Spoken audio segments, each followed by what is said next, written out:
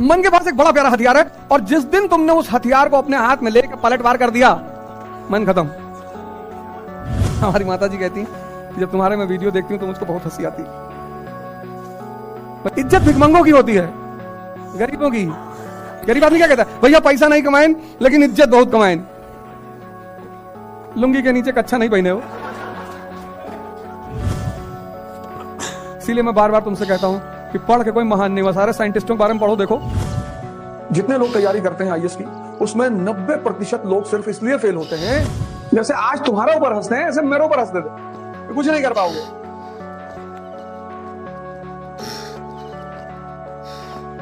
आराम से इंटरेक्ट करो, चिंता की बात मत करो।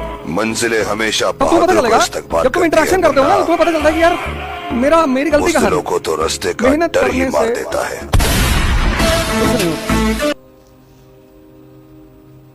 कभी रिक्शे वाले को जाके देखो, हाँ, उसको जो फायदा होता है रिक्शे वाले को, उसको एहसास नहीं होता कि मुझे फायदा क्या हो रहा है। अभी मैं कंपनी गार्डन में टहल रहा था और 12 बजे से टहल रहा था। एक लड़का है मेरे पास, कहा कि मैं क्या सोच रहा था कि बताओ इतनी धूप में 4 लोग टहल रहे हैं, कल खाना खूब खा लिया, मिठाई खा लिया करीब 1.5 किलो। मिठाई नहीं छूट सकती, मिठाई ही खानी है जीवन में। और मीठा खाने का एक नियम है, 1 किलो मिठाई मतलब 10 किलोमीटर की दौड़। और कल दौड़े ही नहीं तो वो सारा मीठा जो है कन्वर्ट ही नहीं हो पाया। तो आज चला है 12 बजे कंपनी गार्डन, तो हमें 2 सीन पैरेलल चल रही थी। एक सीन क्या थी, एक लड़का था 13-14 साल का, खुदाई कर रहा था फावड़ा लेकर और पसीना बह रहा था उसके ठीक सामने एक जोड़ा बैठा हुआ था उसी उम्र का। आमने सामने सीन थी, गेट नंबर 3 जाओगे तो देखो कि वहां खुदाई चल रही है। गेट नंबर 3 के पास कुछ नाला वाला बना रहे हैं, कुछ बना रहे होंगे, कुछ बना रहे हैं शायद, हाँ। और वो गंगानाथ परिसर के पास उधर आज मैंने देखा बड़े लड़के उधर पढ़ रहे थे बेचारे, वो सब होल्डिंग वाला लाके बेचारे पढ़ भी रहे थे कई शायद। तो 2 सीन पैरेलल थी। एक वो लड़का 13-14 साल का फावड़ा लेके चला रहा था और पसीना बह रहा था। मैंने कहा देखो ये शक्ति अर्जित कर रहा है, और ये शक्ति का व्यय कर रहा है। जो व्यय कर रहा है उसे मजा आ रहा है, लेकिन मैं भाईचारा, और जो अर्जित कर रहा है वो दुखी है। जबकि खुशी किसको होना चाहिए, जो अर्जित कर रहा है। तो 13 साल जहां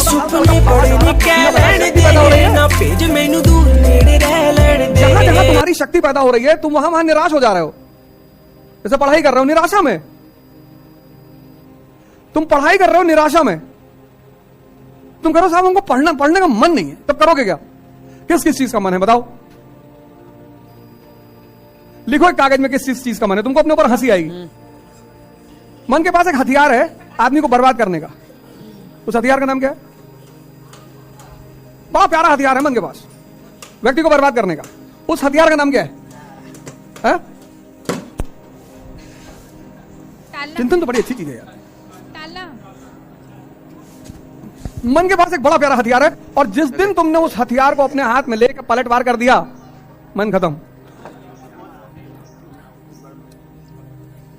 टालना, कल पर टालना। हाँ हाँ, सुन लिए। ये मन का हथियार है। इसे कहो योग करना है, कहेगा कल। इसे कहो ध्यान करना है, कहेगा कल। इसे कहो पढ़ना है, कहेगा कल। ये नहीं कहता नहीं करेंगे, नहीं करे तो पकड़ में आ जाए। तुम इसकी देखो शातिर बना, ये कहता ही नहीं कि नहीं करना है, कहता करेंगे कल, और कल आता नहीं। जिस कल का तुम इंतजार कर रहे थे वो आज है। तो दुनिया में सबसे बड़ा स्कैम है कल। इसे कहो पार्टी करना है आज, शादी अभी। कुछ चीजों के लिए तुरंत तैयार है, तुरंत, बस अभी करा दो भैया। अगर तुमने इस चीज को रिवर्स कर दिया कि आज पढ़ेंगे कल पार्टी करेंगे, जैसे कि तुमको कल पे टलवाता है ना, तो जिन चीजों को ये तुमको कल पे टाल रहा है, तुम उससे कहते हो कि नहीं आज पढ़ ले 4 घंटा, और इसको तुम छोटे छोटे टारगेट दिया करो। इसकी एक और दूसरी कमी ना बन, ये बड़ा टारगेट बनाता है। कहता कल जो है सुबह 8 बजे से 12 तो कम है, कहेगा सुबह 8 बजे से 7-8 बजे रात तक तो खींच देंगे, पढ़ेंगे नहीं, खींच देंगे। और इतना तुम्हें अंदर से उत्साहित रखेगा कि कल सब तुम्हारा खत्म करवा देगा।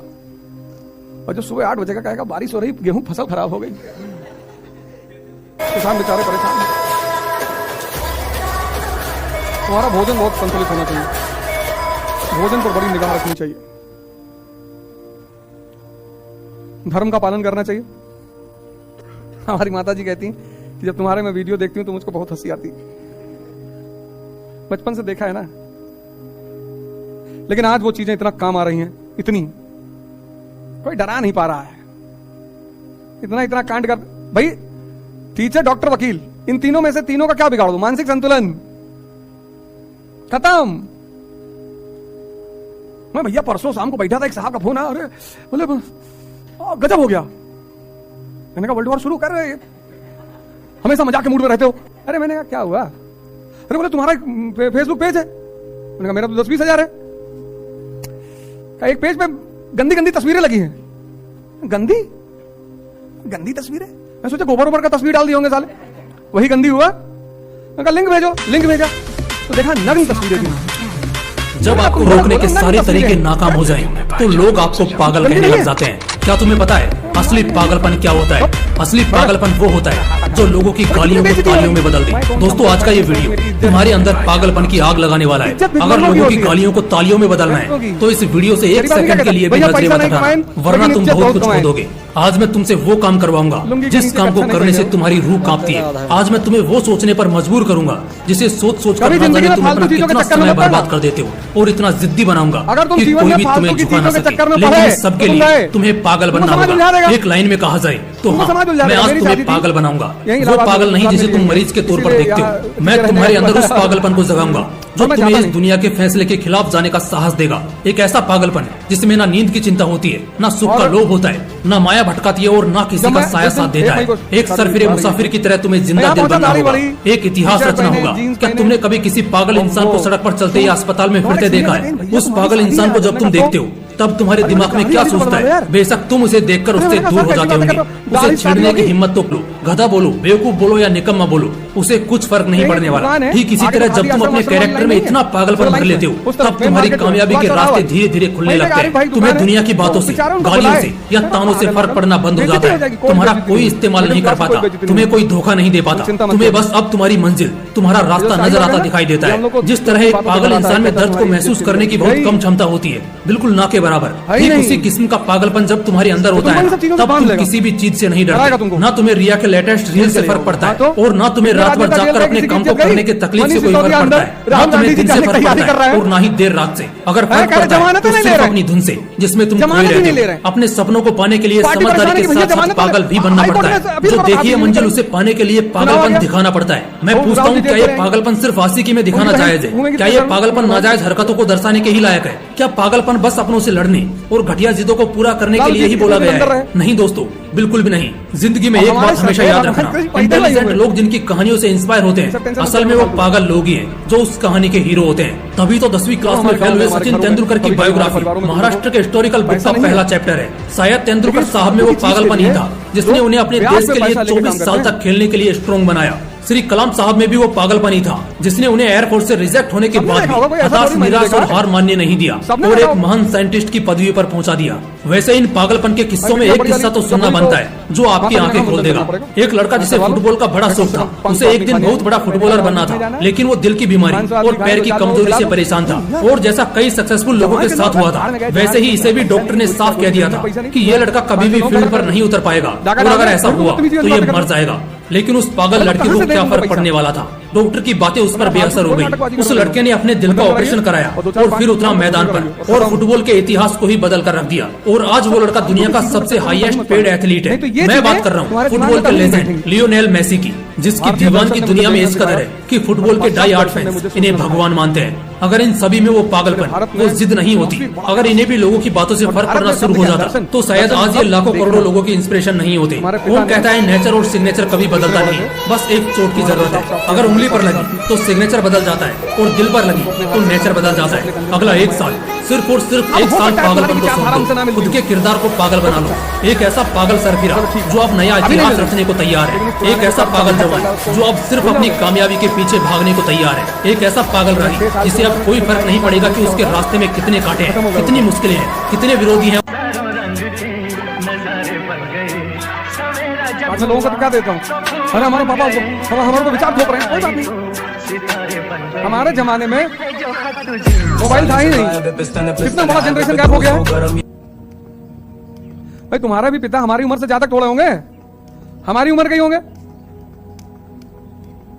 और हम पहली बार जो मोबाइल खरीदे 5110, वो 50 किलो का मोबाइल लिया था। 17 सेकंड होले इतना बड़ा मोबाइल था, कितना जल्दी भागा से 5110 नोकिया का, मारने में ज्यादा काम आता था। फायदे तो इतना है। मार दी किसी का सर फट गया। ये तो तुम्हारे हाथ में स्मार्टफोन से,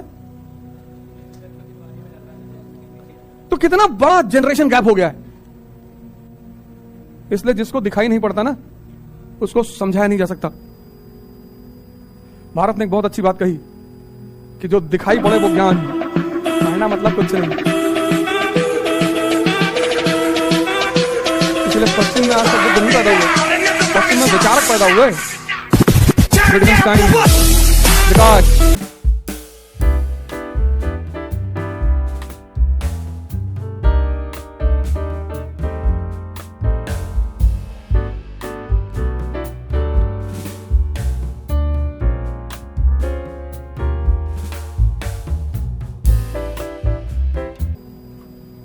इसीलिए मैं बार बार तुमसे कहता हूं कि पढ़ के कोई महान नहीं हुआ। सारे साइंटिस्टों के बारे में पढ़ो, देखो मैडम क्यूरी, आइंस्टीन, इनको कहीं से विचार ही तो आया। किसी किताब में थोड़ी। एडिसन की कहानी पढ़ो, जिसने इलेक्ट्रिसिटी वाला जो साइंटिस्ट है, उसके टीचर ने क्या कहा उसकी मां से कि मंद बुद्धि है तुम्हारा लड़का ये। उसकी मां ने वो लेटर कभी एडिसन को दिखाया ही नहीं। एडिसन के प्रिंसिपल भीड़ का ने हिस्सा लेटर बनने लिखा की आदत नहीं मेरी। कि तुम्हारा बच्चा आप मुझे जब भी जहां भी मंद देखोगे बुद्धि है, अकेला ही ले खड़ा जाओ। ये मिलूंगा। नहीं कुछ।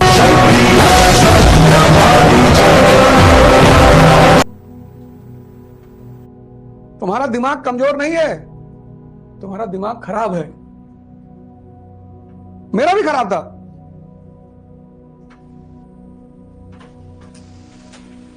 तुम्हारा दिमाग कमजोर नहीं है। हमको भी लोग कहते थे कुछ नहीं कर पाओगे, आइए उसकी तैयार है, हंसते थे लोग मेरे ऊपर।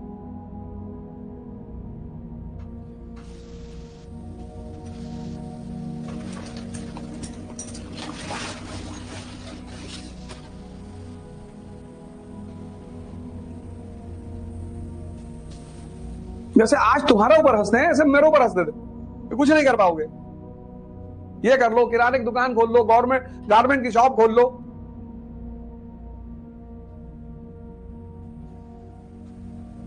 पर मुझे मैं आशा जिम की में किरण इसलिए मिली आता हूँ भारत के संतों में। ताकि मरते वक्त मैं अफसोस ना करूं कि मेरी बॉडी जो शेप एक दो डिजर्व नोट नकली करती निकल थी गया 50,000 की गड्डी में, मैं साला उसे तो दे सारा नहीं गड्डी पाया। सारी नोट फाड़ डालोगे।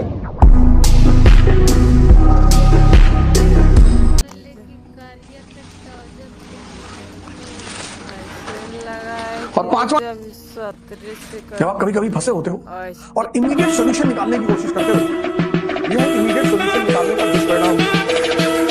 शॉर्टकट निकालने की कोशिश करते हो, जल्दी भागने की कोशिश करते हो। जितने लोग तैयारी करते हैं आईएएस की, उसमें 90% लोग सिर्फ इसलिए फेल होते हैं क्योंकि वो जल्दी में है। आईएएस की तैयारी 2 साल की तैयारी है, 1 साल की सिर्फ कोचिंग है।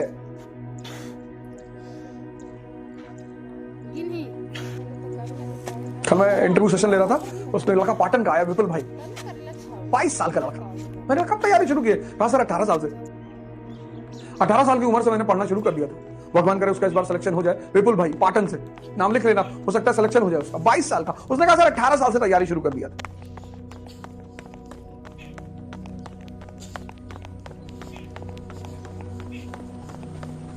ये तैयारी 1 साल की नहीं है। 1 साल, एक तो ह्यूमैनिटीज इस देश में कोई पढ़ता नहीं, और ऊपर इस तरह से तो बिल्कुल नहीं पढ़ता।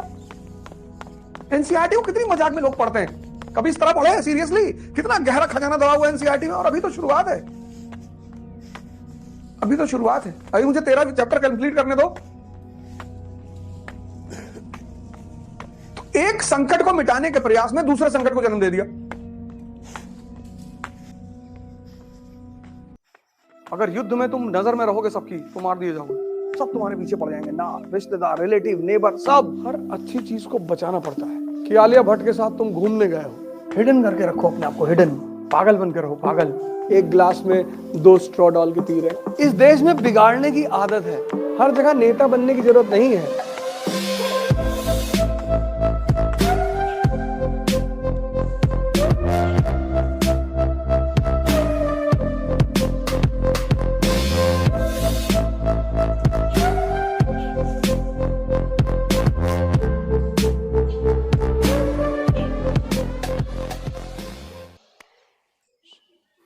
जब तुम सपना देखते हो कि आलिया भट्ट के साथ तुम घूमने गए हो लंदन ट्रिप पे, वो लेके गई है तुम्हें, उसके साथ तुम डिनर कर रहे हो, खाना खा रहे हो, डांस कर रहे हो, तो सुबह उठकर अपने पिताजी को बताते हो?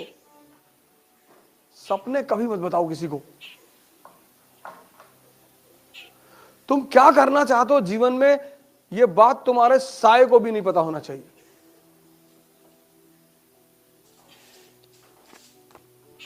क्योंकि दुनिया एक चीज के लिए तैयार बैठी है, डिस्टर्ब करने के लिए।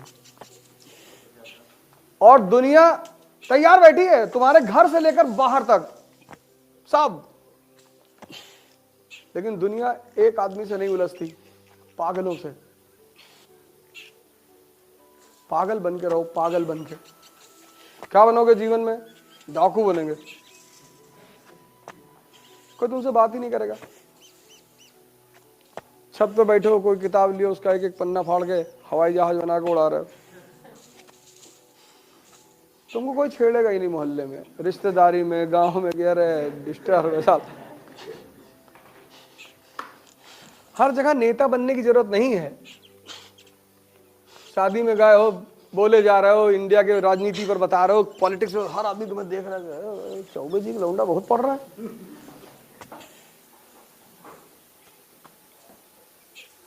इस दुनिया में हर आदमी तुम्हें डिस्टर्ब करने के लिए बैठा हुआ है।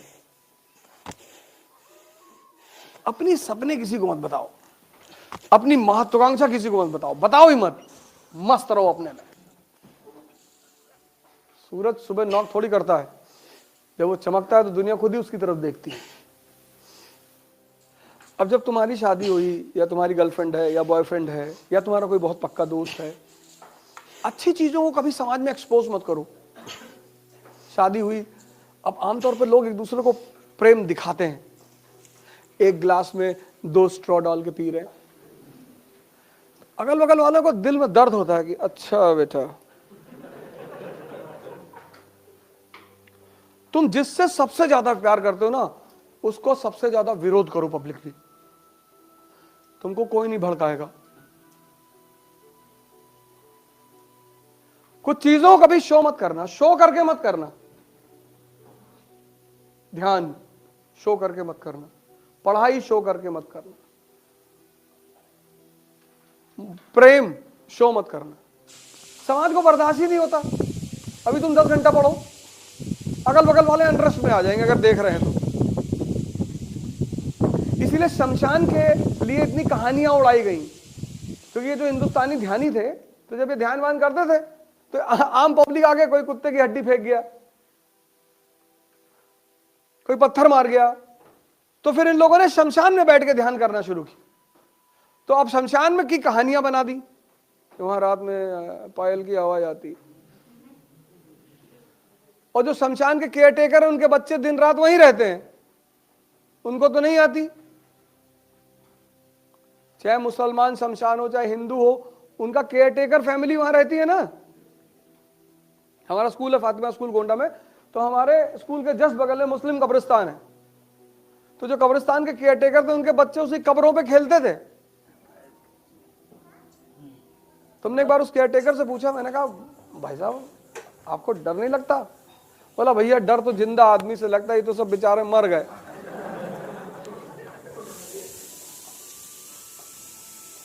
जैसे तुम्हारा कार लेकर आए तुम, नई लीजेंडर, गांव ले गए, पागल बन के रहो, पागल बन। तो कुछ लौंडे क्या करेंगे, धीरे से क्या बनोगे जीवन में? चले आएंगे, डाकू बनेंगे। चौबे जी लौंडा बहुत। इस देश में बिगाड़ने की आदत है। इस कार की तो गद्दी में नहीं घुस पाएंगे, या बॉयफ्रेंड कील ले आएंगे, बड़ी कोई बहुत पक्का दोस्त है, और धीरे से इसे रगड़ते हुए। अच्छी चीजों को कभी समाज में एक्सपोज मत करो, तो ना उसको सबसे ज्यादा विरोध करो। मॉडल फॉर्च्यूनर, और पहले दिन किसी ने मार, और तुम ही गए थे दिखाने गांव में, तो उनको भी तो दर्द हुआ। पढ़ाई शो करके मत करना कि तुम्हारा बाप बैलगाड़ी चलते तुम फॉर्च्यूनर लाए हो। प्रेम शो मत करना, तो दर्द उनको भी नहीं होता। अब तो उन्होंने अपने छोटे वाले बच्चे, अब एक कलेजा उनका फटा तुम्हारी फॉर्च्यूनर देख के, और दूसरा कलेजा तुम्हारा फटा उसमें। कलेजा दोनों आदमी का फटा। इसलिए जब बच्चा पैदा होता है घरों में तो उसको 1 महीने तक माँ जल्दी किसी को दिखाना नहीं चाहती कि नजर लग जाएगी। अब तुम गांव में बता दिए हम आइस की तैयारी कर रहे हैं, और तुम्हारा जो गाय भैंस रखने का मड़ा है उसमें पड़ोसी ने आग लगवा दिया, और तुम्हारे पापा फोन किए कि यार किसी ने वो खैरानी फूंक दी यार, तो तुम वहां डिस्टर्ब हुए कि नहीं? तुम्हारे घर में एक भैंस है 80,000 रुपए की, गांव वालों ने खुलवा के बिकवा दिया।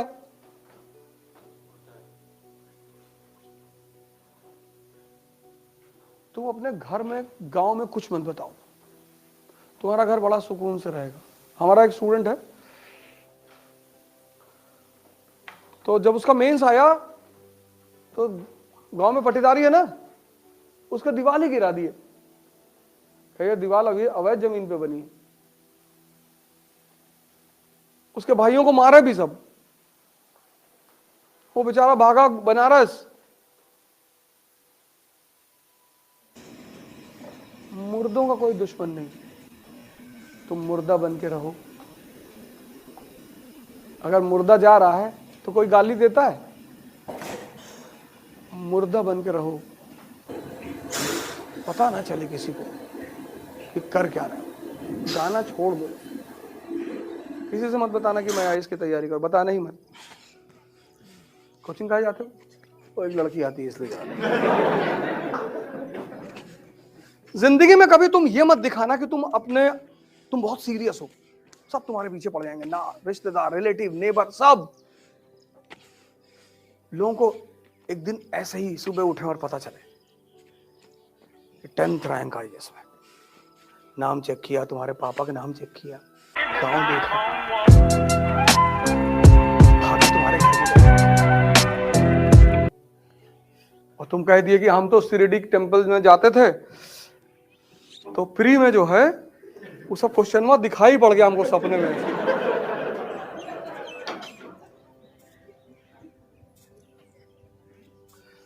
युद्ध की सबसे बड़ी बात यह है कि तुम डिस्क्लोज मत करो कि तुम क्या कर रहे हो, तभी जीतोगे। अगर युद्ध में तुम नजर में रहोगे सबकी तो मार दिए जाओगे। हिंदुस्तान के राजा क्यों मारे जाते? ये हाथी बैठ के लड़ते थे।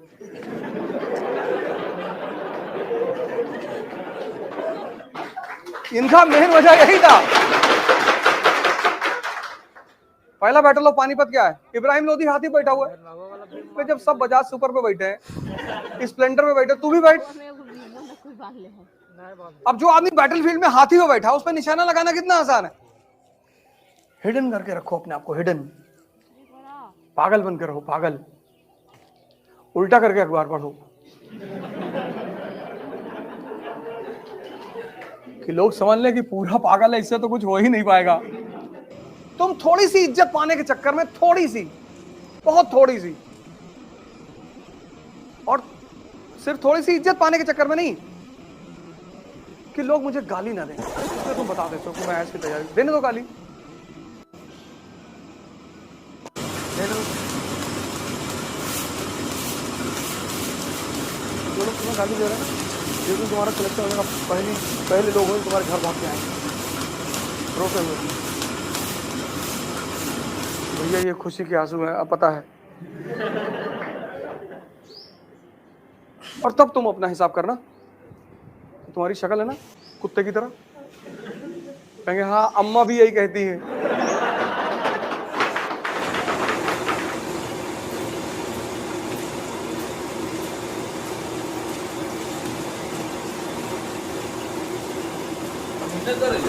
मन के पास एक बड़ा प्यारा हथियार है, और जिस दिन तुमने उस हथियार को अपने हाथ में लेकर पलटवार कर दिया, मन खत्म। हमारी माता जी कहती जब तुम्हारे मैं वीडियो देखती हूँ तो मुझको बहुत हंसी आती है। पर इज्जत भिखमंगों की होती है, गरीबों की। गरीब आदमी क्या कहता है? भैया पैसा नहीं कमाएं लेकिन इज्जत बहुत कमाएं। लुंगी के नीचे कच्छा नहीं पहने हो। इसीलिए मैं बार बार तुमसे कहता हूं कि पढ़ के कोई महान नहीं हुआ। सारे साइंटिस्टों के बारे में पढ़ो, देखो जितने लोग तैयारी करते हैं आईएएस की, उसमें 90% लोग सिर्फ इसलिए फेल होते हैं, जैसे आज तुम्हारे ऊपर हंसते हैं ऐसे मेरे ऊपर हंसते थे, कुछ नहीं कर पाओगे।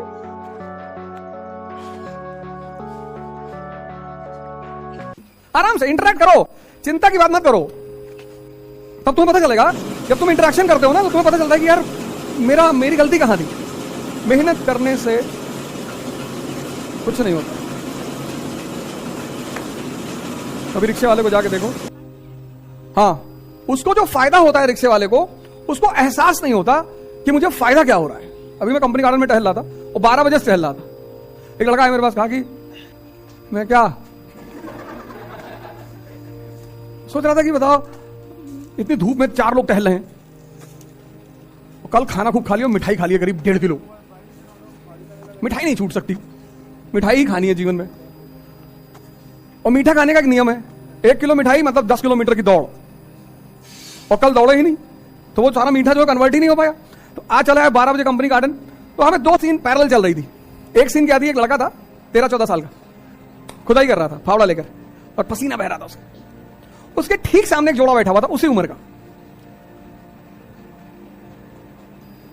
आमने सामने सीन थी। गेट नंबर 3 जाओगे तो देखो कि वहां खुदाई चल रही है। गेट नंबर 3 के पास कुछ नाला वाला बना रहे हैं, कुछ बना रहे होंगे, कुछ बना रहे हैं शायद, हाँ। और वो गंगानाथ परिसर के पास उधर आज मैंने देखा बड़े लड़के उधर पढ़ रहे थे बेचारे, वो सब फोल्डिंग वाला ला के बेचारे पढ़ भी रहे थे कई सारे लोग। तो 2 सीन पैरेलल थी। एक वो लड़का 13-14 साल का फावड़ा लेके चला रहा था और पसीना बह रहा था। मैंने कहा देखो ये शक्ति अर्जित कर रहा है, और ये शक्ति का व्यय कर रहा है। जो व्यय कर रहा है उसे मजा आ रहा है, और जो अर्जित कर रहा है वो दुखी है। जबकि खुशी किसको होना चाहिए? जो अर्जित कर रहा है। तो 13 साल 14 साल का लड़का फावड़ा चला रहा, पसीना बह रहा, शक्ति पैदा हो रही है। जहां जहां तुम्हारी शक्ति पैदा हो रही है, तुम वहां निराश हो जा रहे हो। जैसे पढ़ाई कर रहे हो निराशा में, तुम पढ़ाई कर रहे हो निराशा में, तुम करो साहब हमको पढ़ने का मन नहीं है, तब करोगे क्या? किस किस चीज का मन है बताओ? लिखो एक कागज में किस चीज का मन है। तुमको अपने ऊपर हंसी आएगी। मन के पास एक हथियार है आदमी को बर्बाद करने का। उस हथियार का नाम क्या है? बहुत प्यारा हथियार है मन के पास व्यक्ति को बर्बाद करने का। उस हथियार का नाम क्या है? चिंतन तो बड़ी अच्छी चीज है। मन के पास एक बड़ा प्यारा हथियार है, और जिस दिन तुमने उस हथियार को अपने हाथ में लेकर पलटवार कर दिया, मन खत्म। टालना, कल पर टालना। हाँ हाँ सुन लिए। हमारा नजदीक पास करे हुआ। ये मन का हथियार है। इसे कहो योग करना है, कहेगा कल। इसे कहो ध्यान करना है, कहेगा कल। इसे कहो पढ़ना है, कहेगा कल। ये नहीं कहता नहीं करेंगे, नहीं करे तो पकड़ में आ जाए। तुम इसकी देखो शातिर बना, ये कहता ही नहीं कि नहीं करना है, कहता करेंगे कल, और कल आता नहीं। जिस कल का तुम इंतजार कर रहे थे वो आज है। तो दुनिया में सबसे बड़ा स्कैम है कल।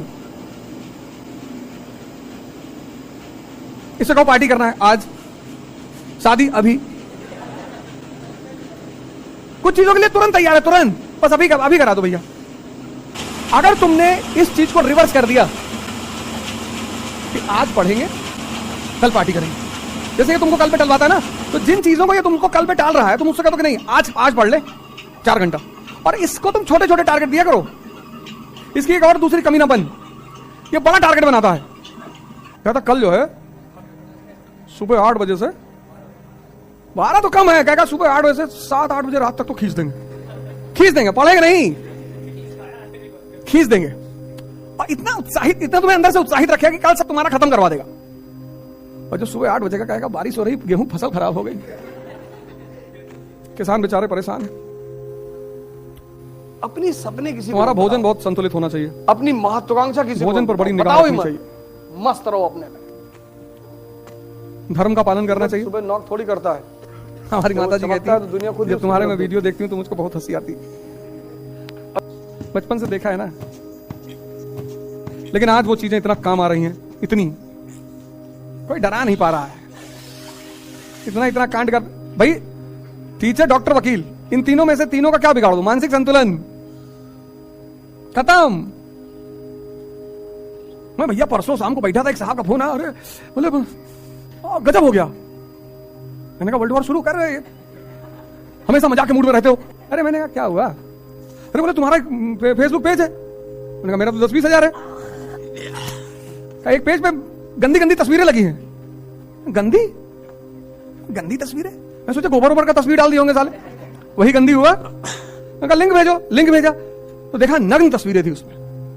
मैंने कहा तुम गलत बोले, नग्न तस्वीरें हैं। अरे गंदी नहीं है। मार देंगे मुक्का के, मारो धप बड़ा हाहाकार मचा। अरे कितनी बेइज्जती हो रही। मैं कौन सा मुगल फैमिली से हूं कि मेरी इज्जत है? इज्जत भिखमंगों की होती है, गरीबों की। गरीब आदमी क्या कहता है, भैया पैसा नहीं कमाएं लेकिन इज्जत बहुत कमाएं। लुंगी के नीचे कच्छा नहीं पहने हो। कभी जिंदगी में फालतू चीजों के चक्कर में मत पड़ना। अगर तुम जीवन में फालतू की चीजों के चक्कर में पड़े तो तुम गए, तुमको समाज उलझा देगा, तुमको समाज उलझा देगा। मेरी शादी थी यहीं इलाहाबाद में हुई, ससुराल में यही है, इसीलिए यहां टिके रहने का बताया। पर मैं जाता नहीं कभी। और जब मैं जिस दिन 1 मई को शादी हुई थी, आ रही 1 मई, मैं यहां पहुंचा, दाढ़ी बड़ी, टी शर्ट पहने, जीन्स पहने और वो शूज। तुम्हारे एक सीनियर थे, कहीं भैया तुम्हारी शादी है आज। हमने कहा तो, अरे बोले दाढ़ी वाड़ी तो बढ़वा लो यार। अरे मैंने कहा सर कैसी बातें कर रहे हो, दाढ़ी से शादी होगी?